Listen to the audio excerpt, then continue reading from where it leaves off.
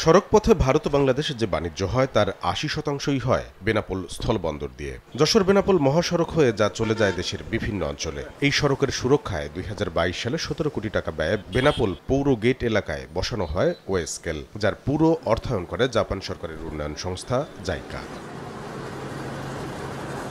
গত ১৫ August way scale পরিচালনায় ২ বছরের জন্য ৪ কোটি ৪৭ লাখ টাকার চুক্তিতে ঠিকাদারি প্রতিষ্ঠান ইউডিসিকে টেন্ডার দেয় সরকার। গেল ১৫ সেপ্টেম্বর থেকে কাজ করছে প্রতিষ্ঠানটি। অতিরিক্ত পণ্য পরিবহনে প্রথম টনে ৫,০০০ ও এরপর টন প্রতি ১০,০০০ টাকা করে জরিমানার বিধান রাখা হয়েছে। তবে স্কেলে অতিরিক্ত পণ্য পরিবহনের প্রমাণ পাওয়া গেলেও জরিমানা আদায় বা ওভারলোড বন্ধে কোনো পদক্ষেপ নিচ্ছে না কর্তৃপক্ষ।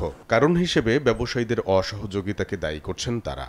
পরিবহনে যারা সংশ্লিষ্ট আছেন তারা আমাদেরকে সহযোগিতা করছে না বিধায় আমরা এখানে ওভারলোড কন্ট্রোল নিয়ন্ত্রণ করতে পারছি না এবং জরিমানা আদায় করতে পারছি না। ব্যবসায়ীদেরও রয়েছে পাল্টা যুক্তি।